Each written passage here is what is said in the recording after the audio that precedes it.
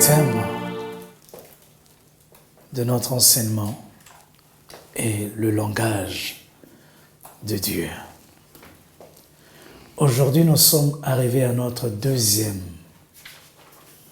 paragraphe. Amen. Amen.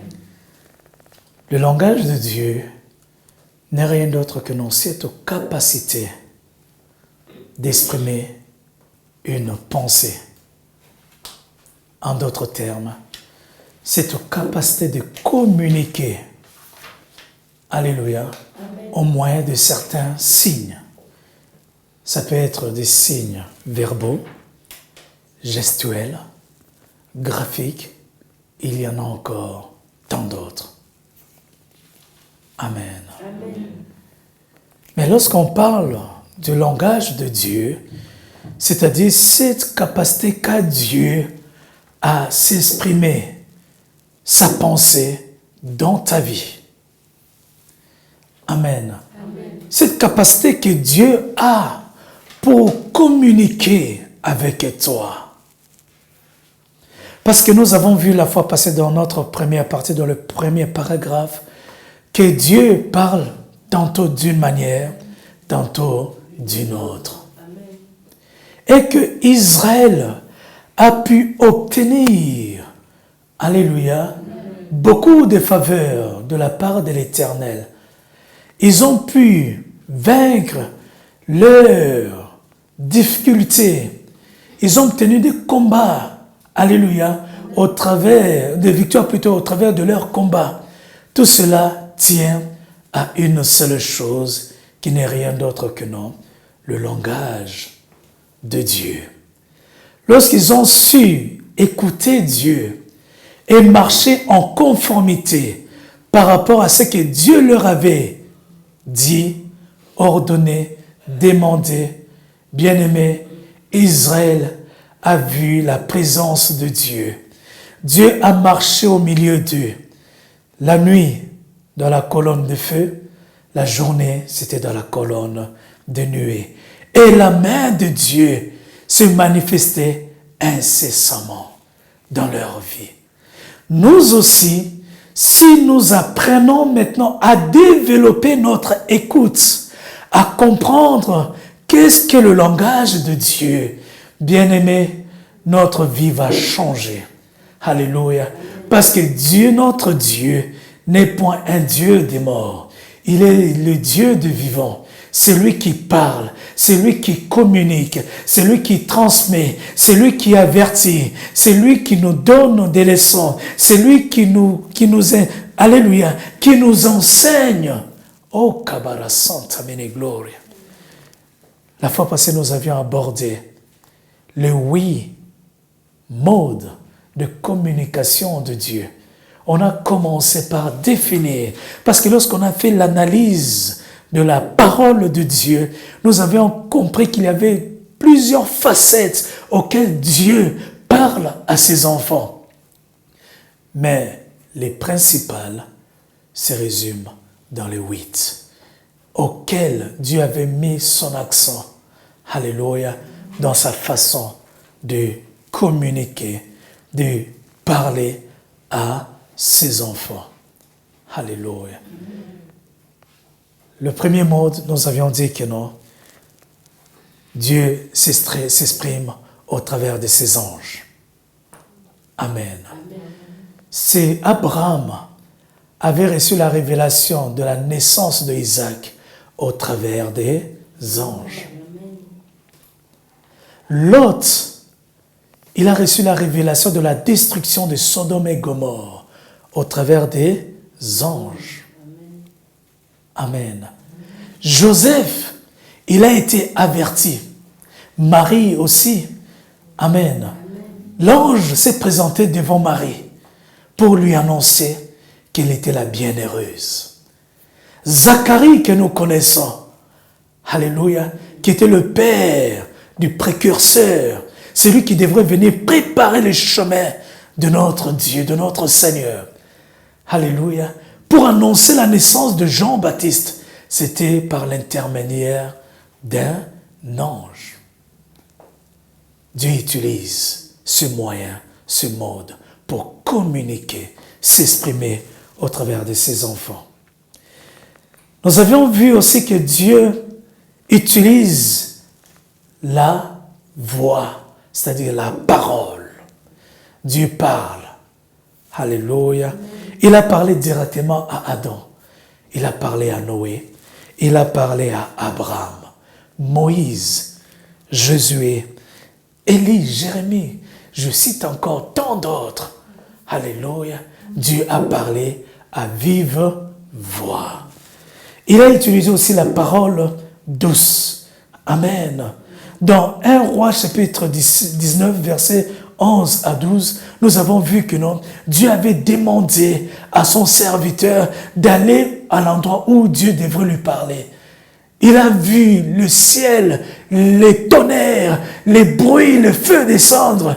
Lui, il croyait que Dieu allait parler, mais Dieu n'avait pas encore parlé.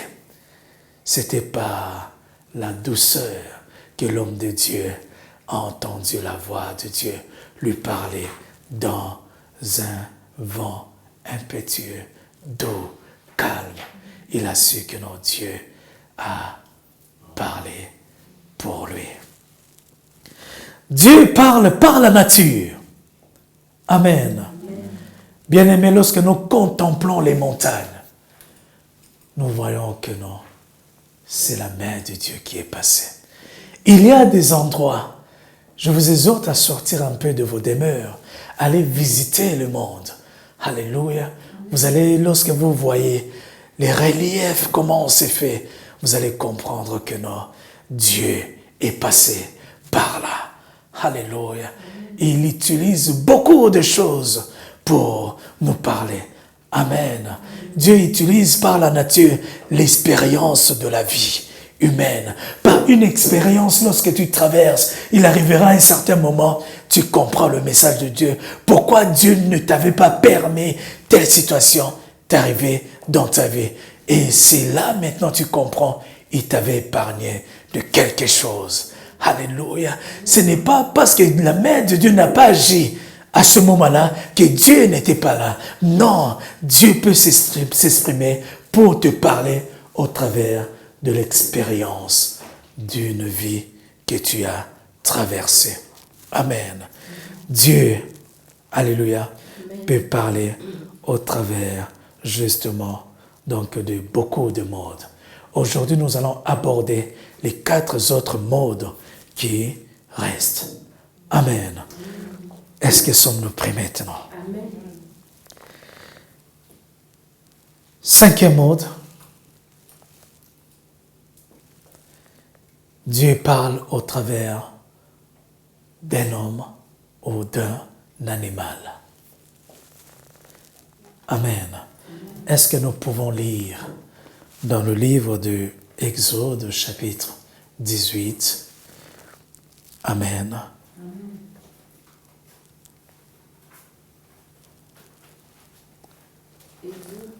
Exode, chapitre 18. Alléluia. À partir du verset 13.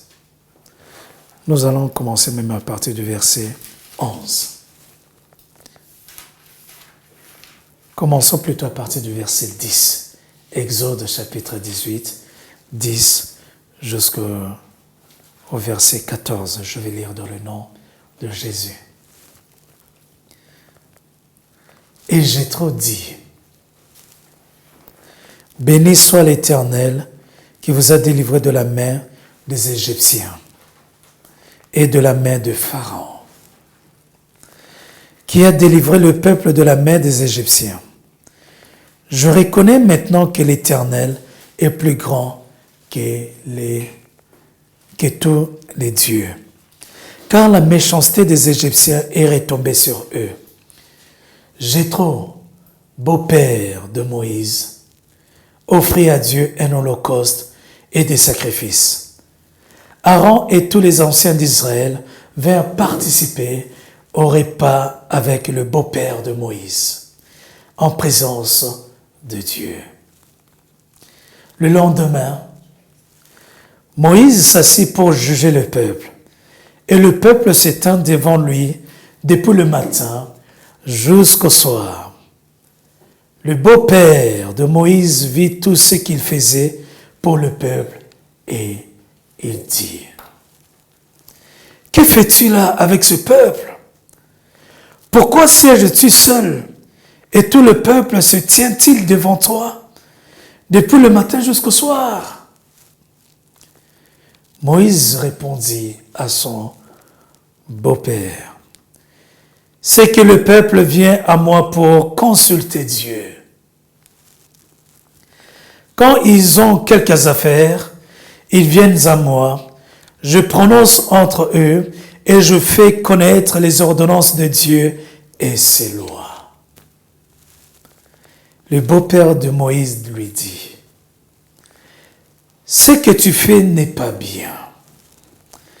Tu t'épuiseras toi-même et tu épuiseras ce peuple qui est avec toi, car la chose est au-dessus de tes forces. Tu ne pourras pas y suffire seul. Maintenant, écoute ma voix. Je vais te donner un conseil et que Dieu soit avec toi. Sois l'interprète du peuple auprès de Dieu et porte les affaires devant Dieu. Enseigne-leur les ordonnances et les lois et fais-leur connaître le chemin qu'ils doivent suivre et ce qu'ils doivent faire. Choisis parmi tout le peuple des hommes capables, craignant Dieu, des hommes intègres, ennemis de la cupidité. Établis-les sur eux comme chefs de famille, chefs de 100, chefs de 50 et chefs de 10. Qu'ils jugent le peuple en tout temps, qu'ils portent devant toi toujours les affaires importantes et qu'ils prononcent eux-mêmes sur les petites causes. Allège ta charge et qu'ils la portent avec toi. Si tu fais cela et que Dieu te donne des ordres, tu pourras y suffire et tout ce peuple parviendra heureusement à sa destination. Que l'assemblée de Dieu dise Amen. Amen. Que le peuple de Dieu dise Amen. Amen. Oui, Moïse, auprès de qui Dieu avait parlé, par la main de Dieu, cet homme Moïse, sous l'onction du Saint-Esprit, a conduit Israël de la terre de l'esclavagisme à la libération totale.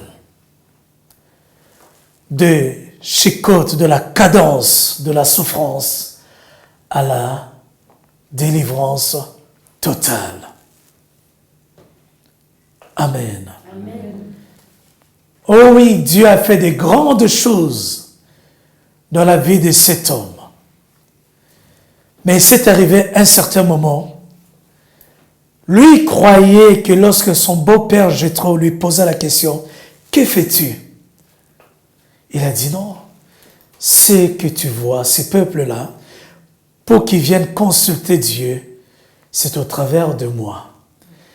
Moi, j'écoute de la part de Dieu et de ma bouche, ils se rassemblent, je leur transmets toutes les paroles de la connaissance que Dieu m'a transmise.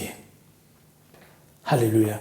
Ce que Moïse ignorait, que Dieu peut parler au travers d'un homme. Ça peut être un membre de la famille, ton père, ta mère, ta fille, ton enfant, un collègue de travail, un fou que tu peux rencontrer en chemin, quelqu'un que tu ne connais pas. Il peut ne pas être de ta famille. Bien-aimé, il peut être un étranger qui n'est pas de ta race, qui n'est pas de tes coutumes, qui n'est pas de ta nation ni de ta patrie. Bien-aimé Jéthro. Mais tandis que Moïse, c'était un Israélite.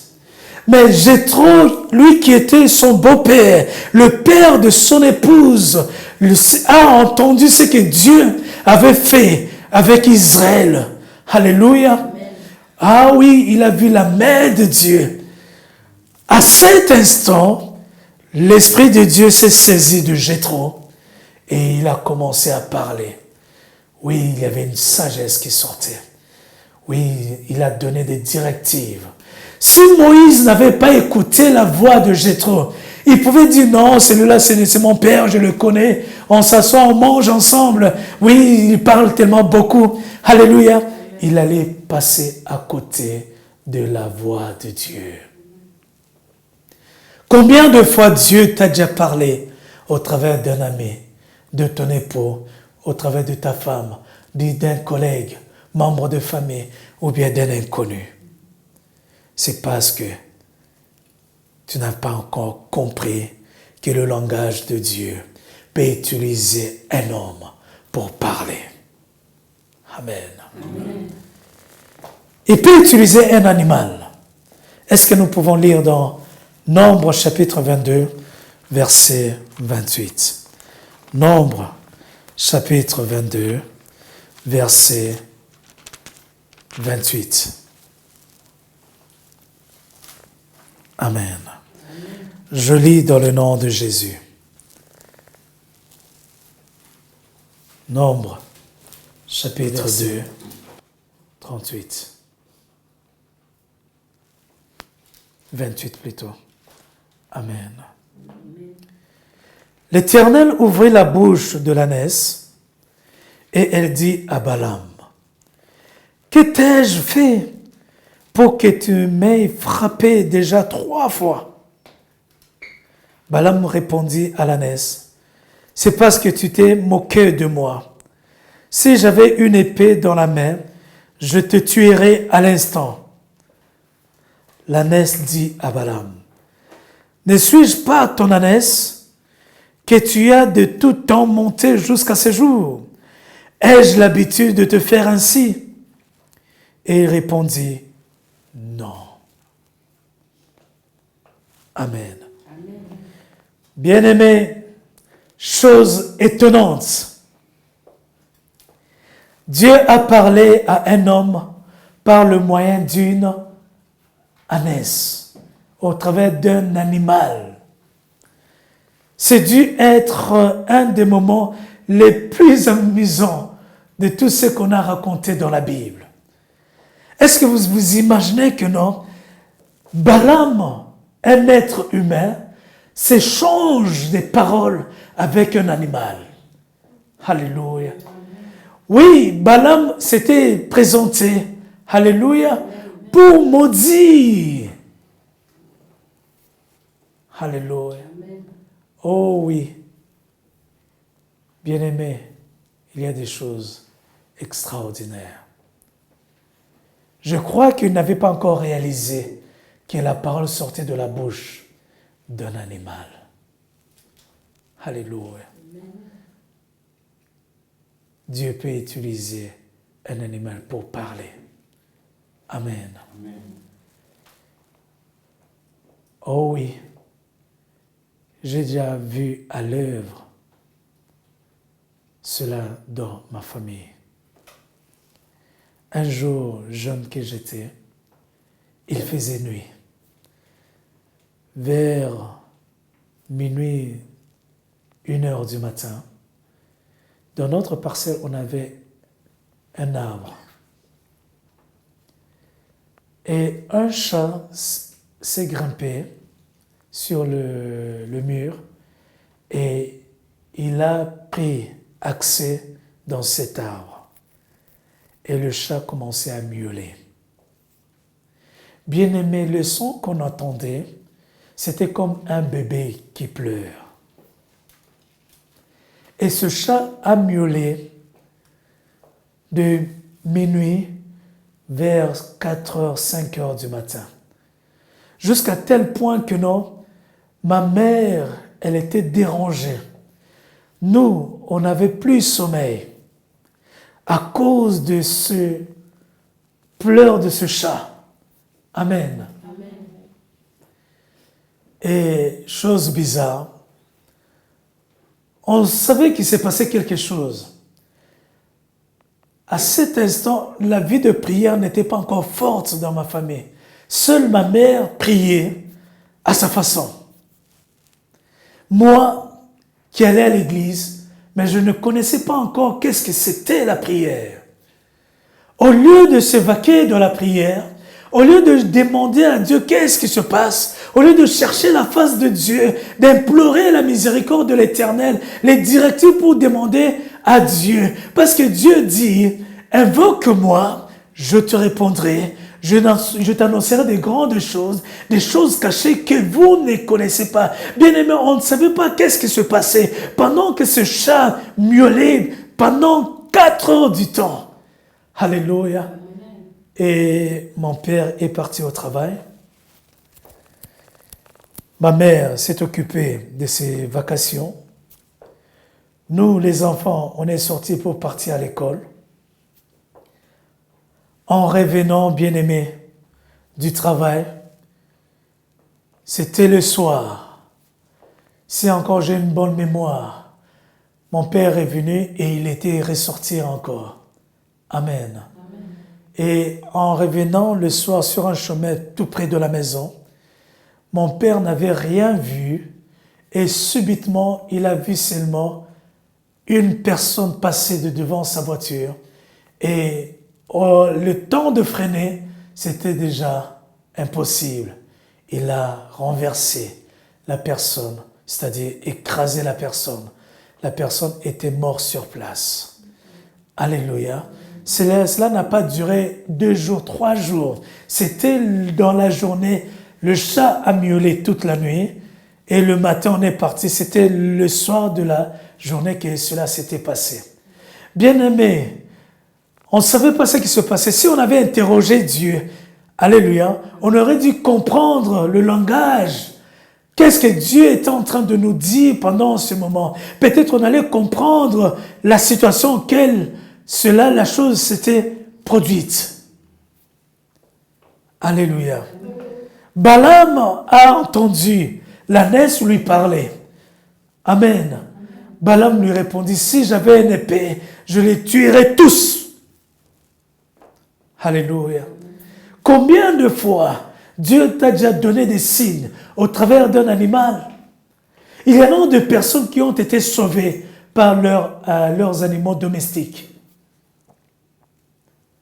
Alléluia. Il y a tellement beaucoup de choses. Il est vivant. D'autres, des fois la nuit, ils rêvent d'un chat noir. Amen. Il y a une signification au travers de ce rêve. Dieu peut utiliser un animal pour te montrer que tel message, tel message, tel message. Amen.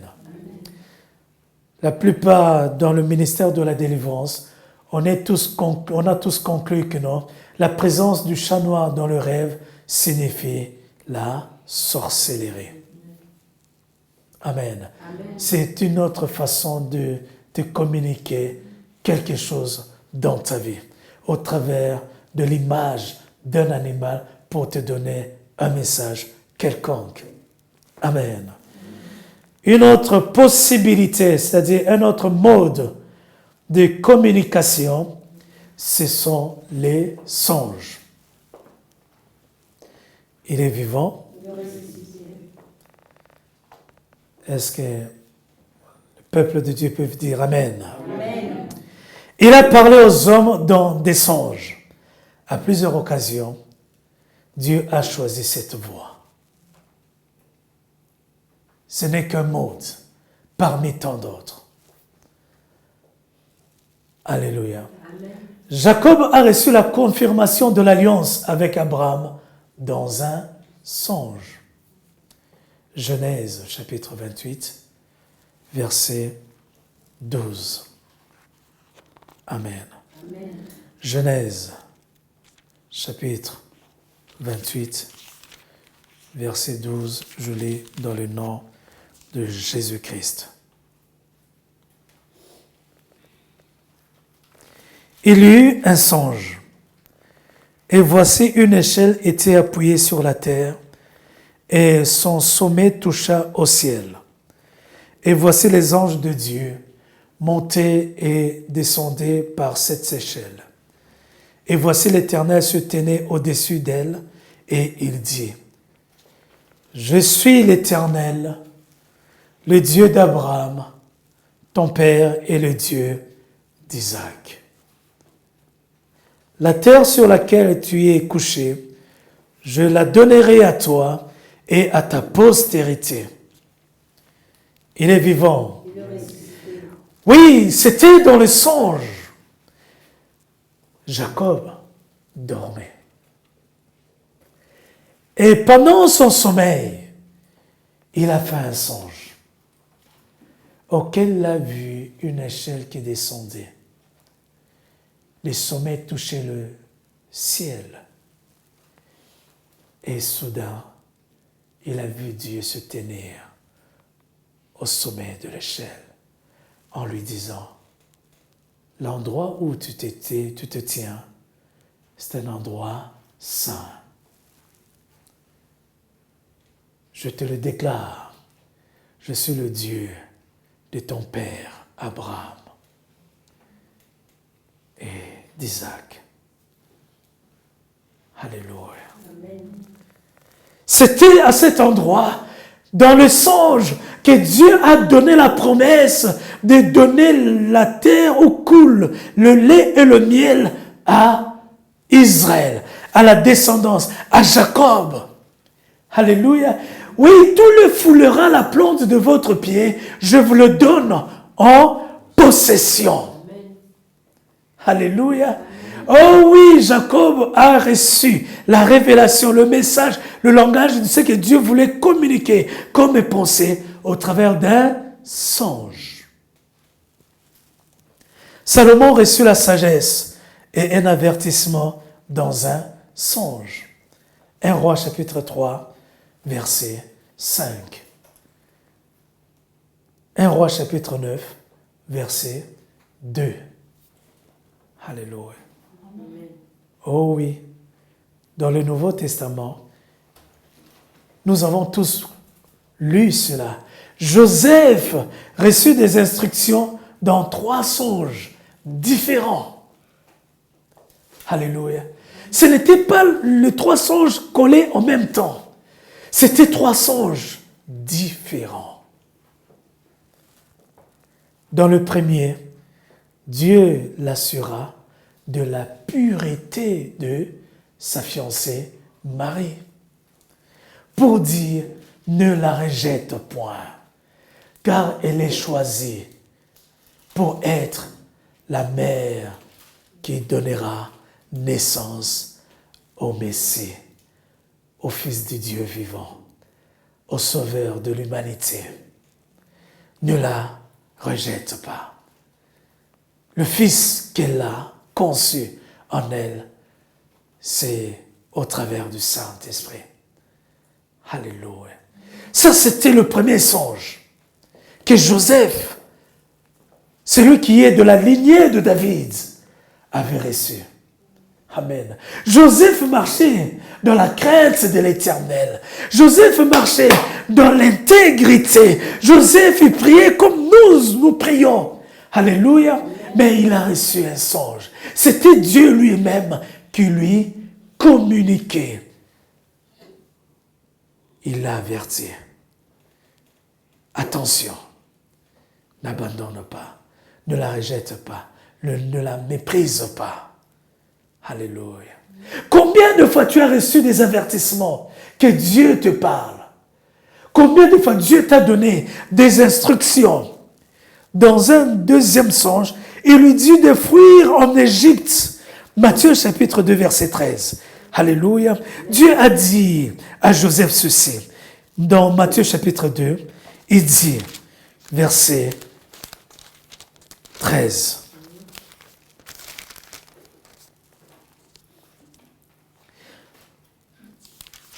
Alléluia. Lorsqu'ils furent partis, voici un ange du Seigneur apparut en songe à Joseph et dit, « Lève-toi, prends le petit enfant et sa mère, fuis en Égypte et restez-y jusqu'à ce que je te parle.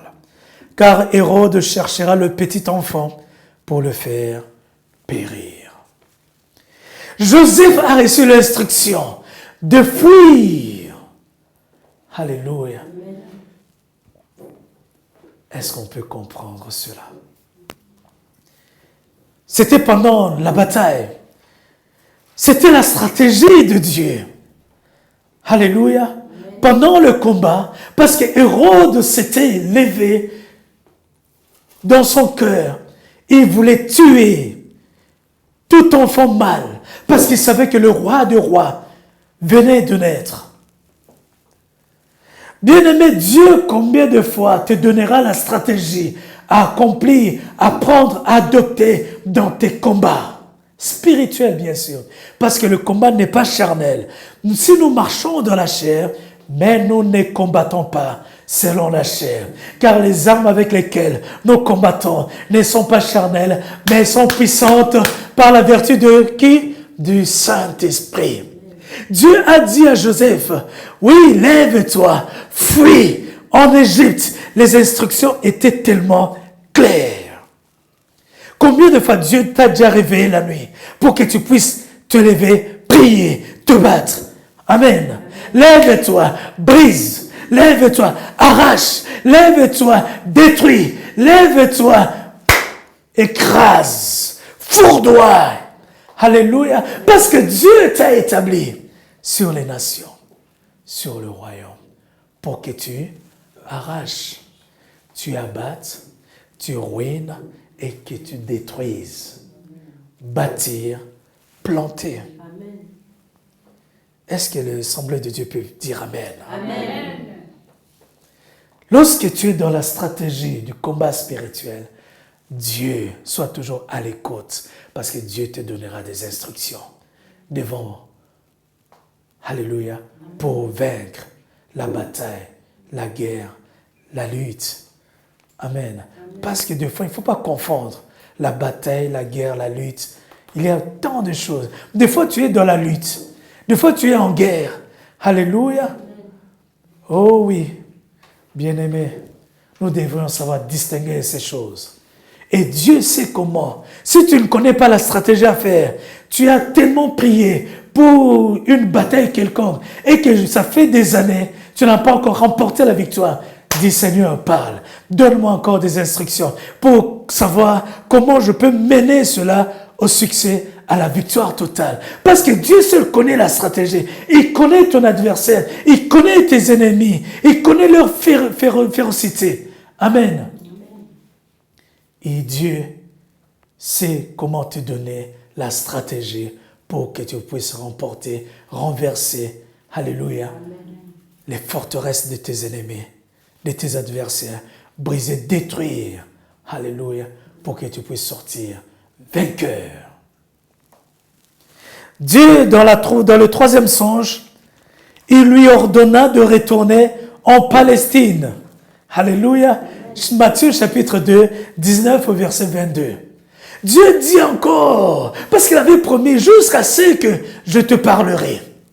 Amen. Lorsque le moment était arrivé, il dit, Joseph, maintenant, retourne. Alléluia. Il est vivant. Il est ressuscité. Dans un songe, bien-aimés, les mages ont été avertis des mauvaises intentions qu'avait Hérode. Dieu peut livrer tes ennemis en spectacle. Tous leurs complots qu'ils sont en train de formuler contre toi, Dieu peut te le révéler. Tu dois seulement être à l'écoute de son langage. Il te donnera leur stratégie. Il te donnera leur position. Il te dira, alléluia, ce qu'ils sont en train de comploter. Alléluia. Oh oui.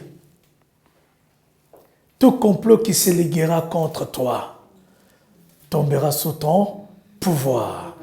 Les complots de tes ennemis, Dieu te le montrera, il te parlera pour livrance. Il n'y aura aucun secret. Des fois, ça m'étonne. Tu es dans la maison, tu sais que, alléluia, les sorciers sont en train de te combattre et que celui-là, c'est alléluia.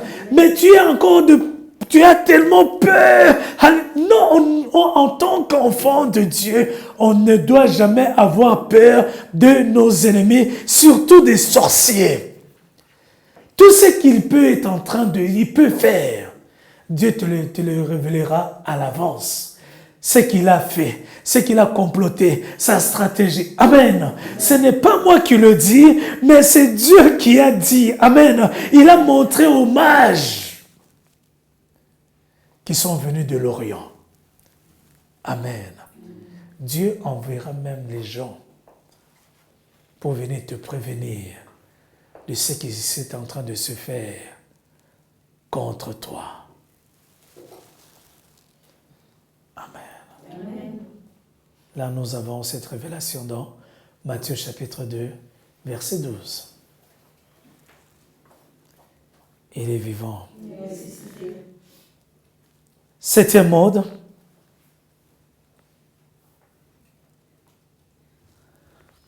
C'est ce que nous appelons les visions. Il est vivant.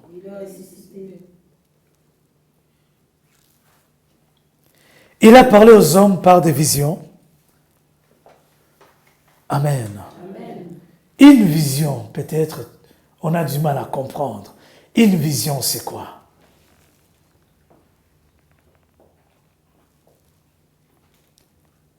N'est rien d'autre que cette présentation surnaturelle. Alléluia.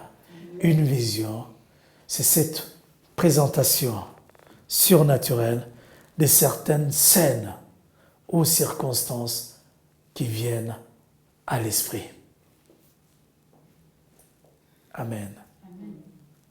Ce n'est pas pendant que tu dors, non, pendant que tu es éveillé, tu regardes.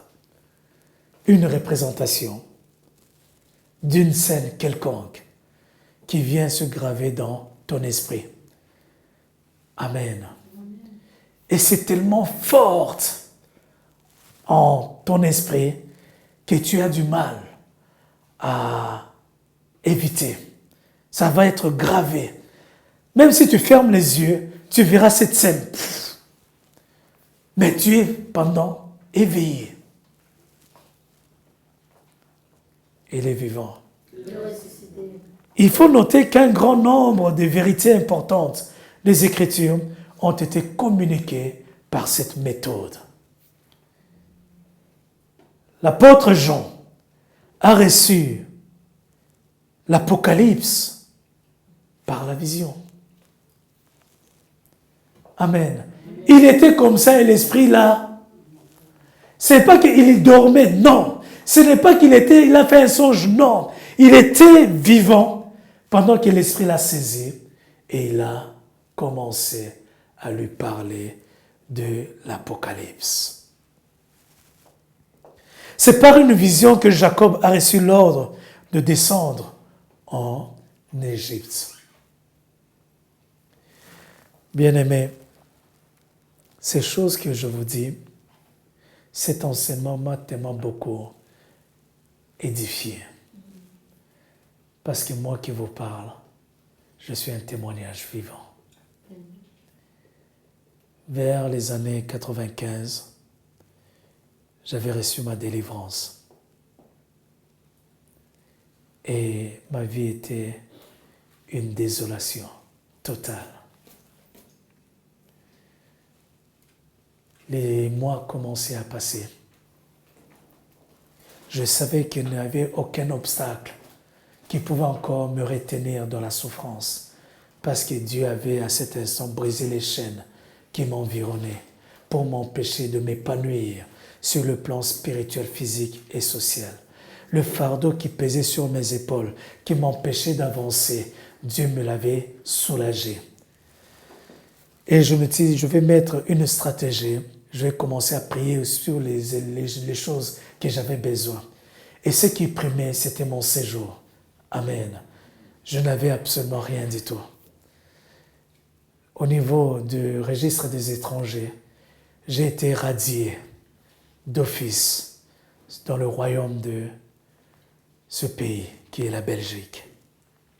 En aucun moment, je ne pouvais pas être réinscrit encore pour obtenir un séjour. Et cela se faisait déjà pendant 5 ans que je vivais en Belgique dans la clandestinité. Je ne pouvais pas me promener comme ça, sans pour autant avoir toujours Amen.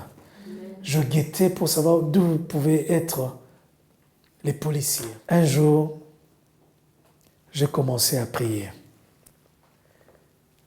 Vers la fin 95, j'ai commencé à prier.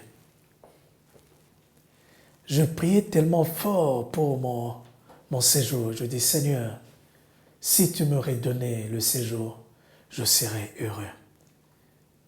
Je veux vivre comme tout le monde, dans la joie, dans la paix, dans la tranquillité. Et je savais que ça allait me permettre de faire tant de choses. Dans ma chambre, je priais. Et subitement, je vois une image me traverser mon esprit. Je me suis resté, je dis, qu'est-ce qui se passe? J'ai arrêté de prier. L'image revient encore pour la deuxième fois. Ce que j'ai vu, c'était incroyable.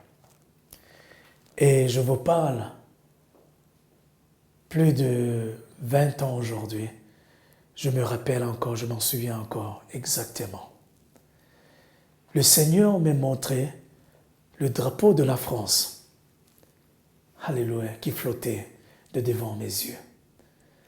Moi qui demandais le séjour, que Dieu me redonne le séjour en Belgique, pendant ma prière, je vois par une vision, une représentation soudaine, surnaturelle dans mon esprit. C'était tellement gravé.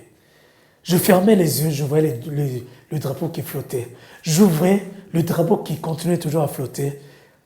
Bien aimé, j'avais eu tellement peur, mais je n'avais pas encore saisi le langage de Dieu. Je dis, mais le drapeau de la France, moi je prie pour que Dieu me redonne le séjour en Belgique, mais c'est que, j'ai zappé comme tout le monde pourrait le faire. Je n'avais pas encore saisi le message de Dieu, la pensée que Dieu voulait me communiquer au travers de cette vision. Amen. J'ai commencé à prier et au bout de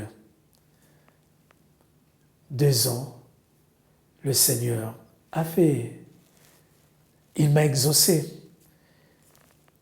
Je suis parti à la commune et mon séjour, on me l'avait donné. J'avais bien sûr fait les démarches. Amen. Et en sortant, j'avais le séjour d'étudiant qu'on venait encore de me octroyer. J'ai encore sauté, je dis, Seigneur, gloire à toi, j'ai loué l'Éternel. Mais Dieu, dans sa pensée, ce n'était pas ça.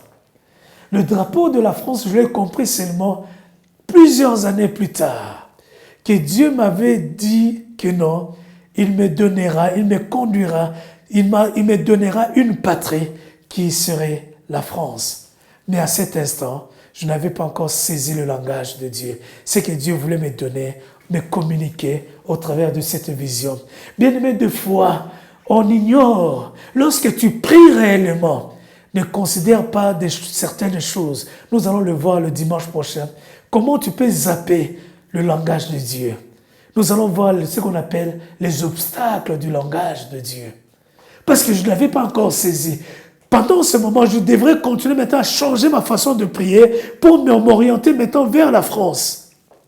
Mais moi, j'ai insisté toujours vers la Belgique. Mais Dieu est miséricordieux. Tout ce que vous demanderez en mon nom, je le ferai afin que le Père soit glorifié dans le Fils. Il avait vu mon désir. Il me l'avait quand même accordé le séjour en Belgique. Mais c'était pas ce que Dieu pensait pour moi. Il avait formé un plan merveilleux, mais il me l'avait révélé au travers de cette vision du drapeau de la France. Aujourd'hui, 20 ans après, étant français, fondé ma famille, Dieu m'a donné une nouvelle patrie qui n'est même pas la Belgique, auquel j'ai jeûné plusieurs fois avec des jeunes Esther. Bien aimé, là je vois que Dieu utilise les visions pour parler à son peuple. Est-ce que quelqu'un peut acclamer le Seigneur? C'est par une vision que David a été averti du jugement de Dieu. 1 Chronique, chapitre 21, verset 16.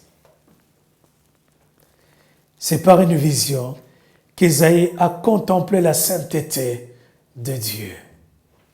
Amen. Ésaïe chapitre 6, versets 1 à 8. C'est par une vision que Daniel vit les grandes puissances païennes. Alléluia. Daniel chapitre 7 et le chapitre 8. Il est vivant.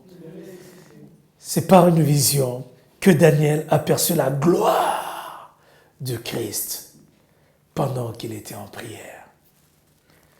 Daniel chapitre 10, versets 5 à 9. C'est par une vision qu'Ézéchiel vit le rassemblement d'Israël dans le livre de Ézéchiel chapitre 37. Est-ce que ce peuple et ses eaux revivra? Le Seigneur lui dit oui. Prophétise sur les ossements desséchés. Ézéchiel lui dit, est-ce que ces eaux revivra? L'ange lui dit, oui, ils vivront.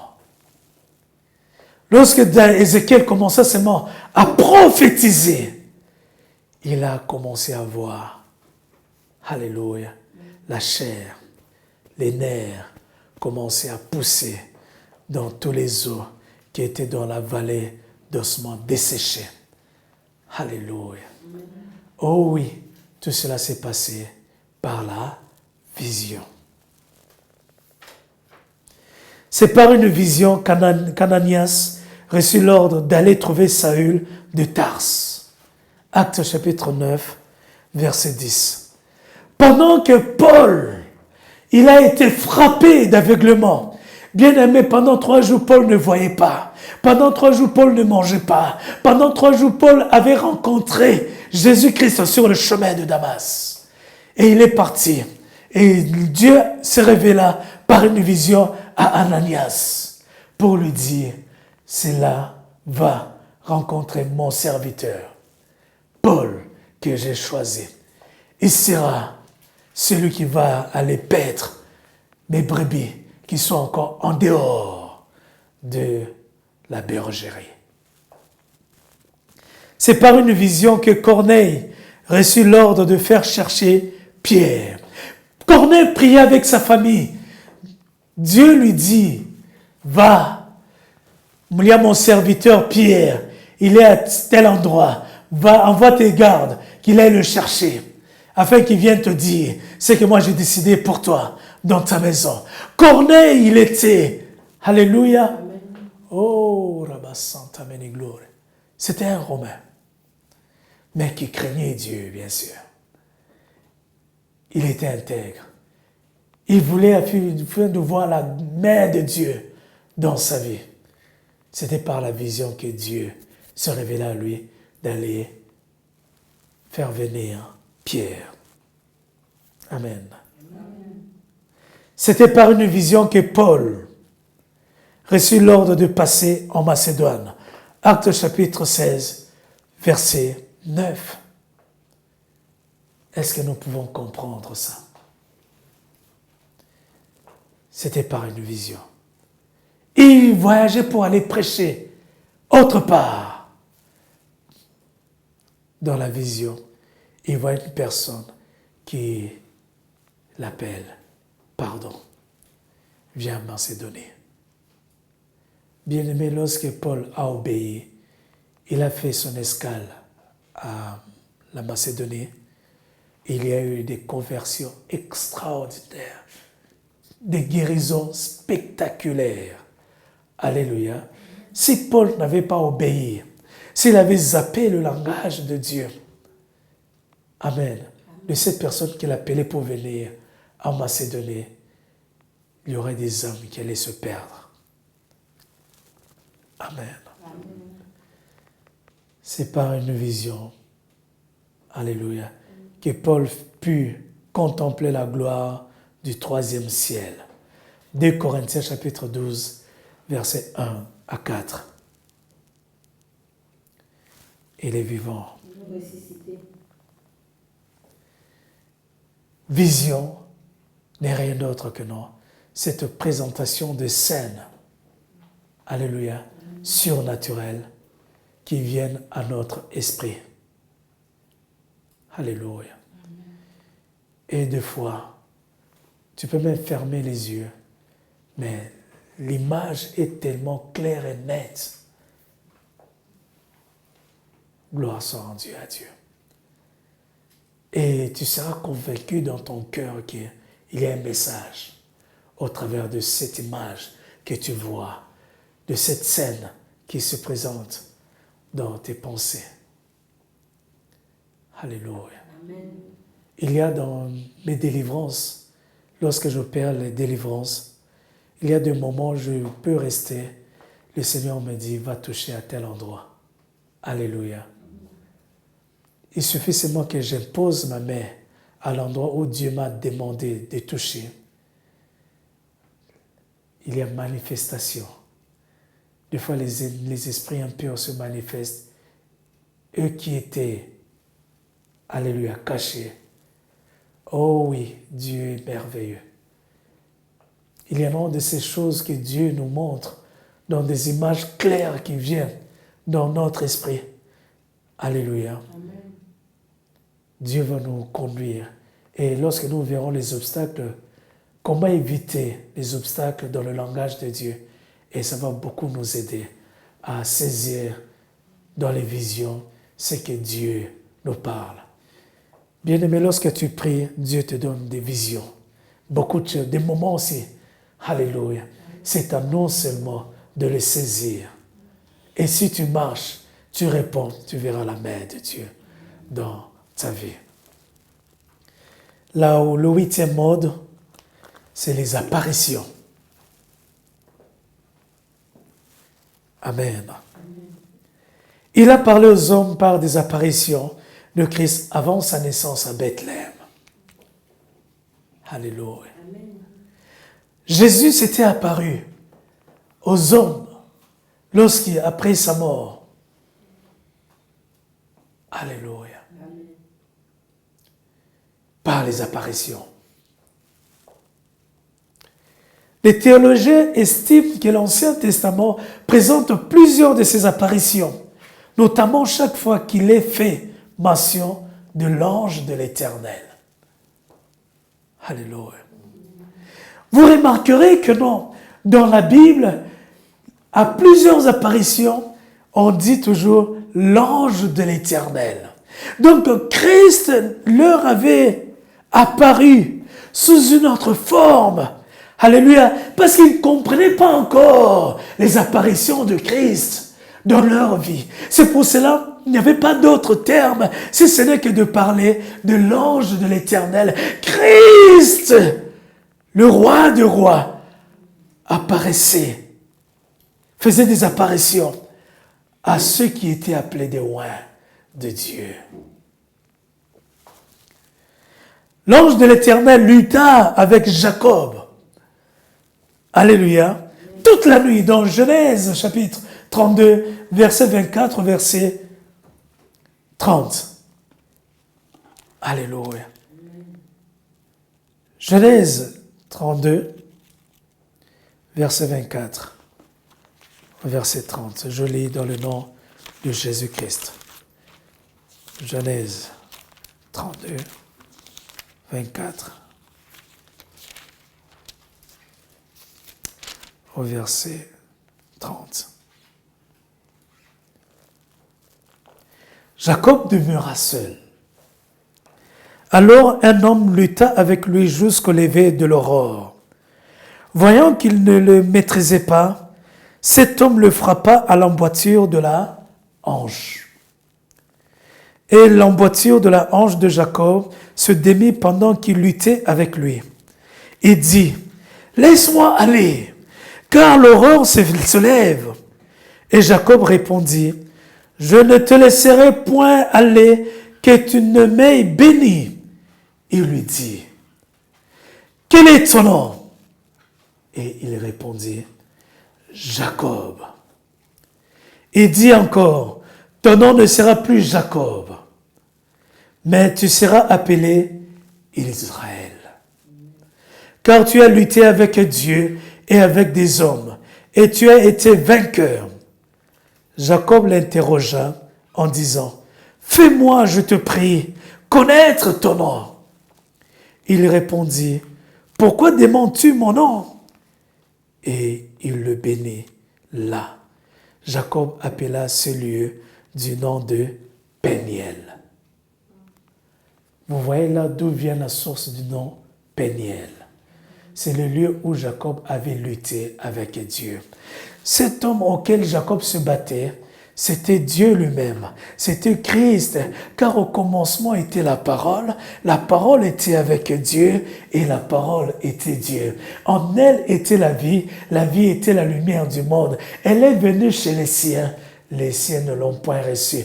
Mais à tous ceux qui l'ont reçue, elle a donné le pouvoir de devenir enfant de Dieu. Oui, Dieu, le Seigneur Jésus-Christ, de qui on parle, il était venu auprès de Jacob et toute la nuit, ils ont lutté. Jacob ne voulait pas lâcher Dieu. Alléluia. L'homme, elle a vu, Christ a vu que non, l'aurore se présentait, c'est-à-dire le soleil commence à sortir. Laisse-moi partir. Jacob a dit, je ne te lâcherai point jusqu'à ce que tu m'aies béni. Alléluia. Oh, Jacob ignorait, c'était Christ lui-même, c'était l'apparition du Christ dans sa vie. À cet instant, Jacob l'interrogea, quel est ton nom? Il voulait connaître la personne qui lui était apparue. Alléluia. Je suis l'Éternel, ton Dieu, le Christ, le Sauveur, ton Seigneur. Alléluia. Qu'est-ce que tu veux encore savoir en plus? Vu cela, Dieu bénissa Jacob. Tu ne seras plus appelé Jacob, mais tu seras appelé Israël. Amen. L'ange de l'Éternel racheta Jacob du tout mal. Genèse chapitre 48, verset 16. L'ange de l'Éternel parla à Moïse du milieu du buisson ardent. Exode chapitre 3, verset 2. Oui, Christ était apparu à Moïse dans le buisson ardent sous la forme du feu. Je suis le feu dévorant. Alléluia. Ainsi dit l'Éternel, je suis le feu dévorant. Bien-aimé, pendant que je suis dans la prière du combat spirituel, j'envoie toujours du feu dans le camp de mes ennemis. Bazika. Qu'il brûle, bien-aimé. Alléluia. Bien-aimé, ce n'est pas mauvais parce que le combat n'est pas charnel. Le combat est spirituel. La Bible dit que non, Dieu a fait descendre le feu du ciel, a consumé la vie. Le camp de la position de tes adversaires doit être détruite. Alléluia. En tout en les envoyant par la puissance du feu devant de l'Éternel. Ils doivent être calcinés. Les œuvres du diable, les chaînes diaboliques, les malédictions qui pèsent dans ta vie doivent être calcinées dans ta vie, dans ta chair, par la puissance du feu dévorant de l'Éternel. Des fois, quand tu pries, tu consumes en toi les liens, les malédictions, toute pratique kabbalistique, pandémonium, accomplie par l'ennemi, par les sorciers dans ta vie. Alléluia. Ici, doivent être consumés. N'hésite surtout pas. Parce que Dieu te dit, combattez le bon combat de la foi. Nous devons haïr le péché. Amen. Mais nous devons prier pour nos ennemis. Les œuvres qu'ils accomplissent, nous ne devons pas les accepter dans notre vie. Alléluia. Nous devons les détruire. Mais ceux qui sont appelés nos ennemis, nous avons l'obligation de prier pour eux, afin qu'ils puissent abandonner le mal qu'ils accomplissent. L'ange de l'Éternel envoya Gédéon pour libérer Israël. C'était toujours dans une vision. Juge chapitre 6, verset 11. Amen. L'ange de l'Éternel préserva la vie des 3 Hébreux pieux. Daniel chapitre 3, verset 25. Nous lisons dans le nom de Jésus. Daniel chapitre 3, verset 25 de Jésus. Il reprit et dit, « Eh bien, je vois 4 hommes sans lien qui marchent au milieu du feu et qui n'ont point de mal. Et la figure du 4e ressemble à celle d'un fils de Dieu. » Amen. Amen. Ensuite, Nebuchadnezzar s'approcha de l'entrée de la fournaise ardente et prenant la parole, il dit, « Shadrach, Meshach et Abednego, serviteurs du Dieu suprême, sortez et venez. » Et Shadrach, Meshach et Abednego sortirent du milieu du feu. Chose étonnante, 3 personnes dans la fournaise ardente. C'était pour le tuer. C'était pour le faire périr. Bien-aimé, on a attisé le feu de la fournaise. Mais la Bible dit qu'à l'intérieur, ils se sont retrouvés 4 personnes. Il y avait l'apparition de notre Seigneur Jésus au milieu d'eux. Chose étonnante, il dit, il y a une 4e personne qui ressemble au Fils de Dieu. Dieu peut apparaître dans ta vie.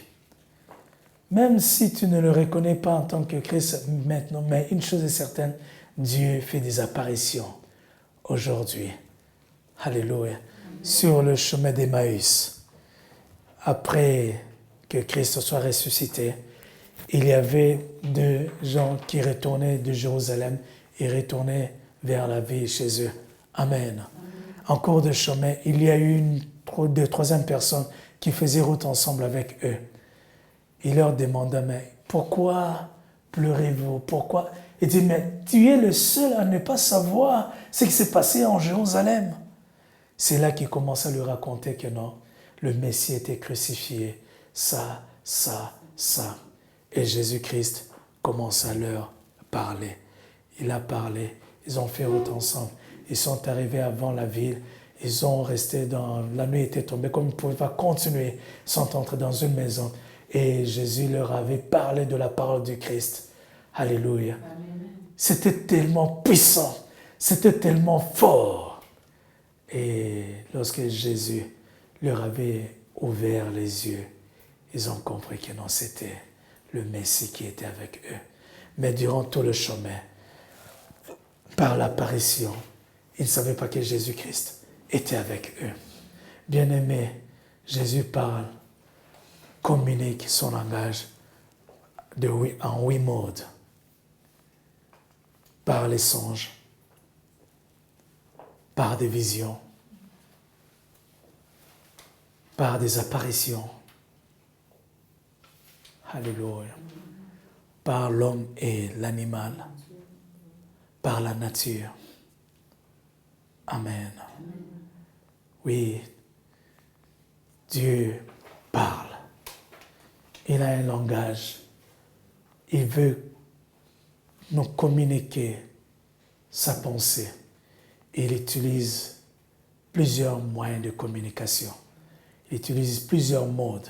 Et nous avons vu les 8 modes principaux auxquels Dieu utilise.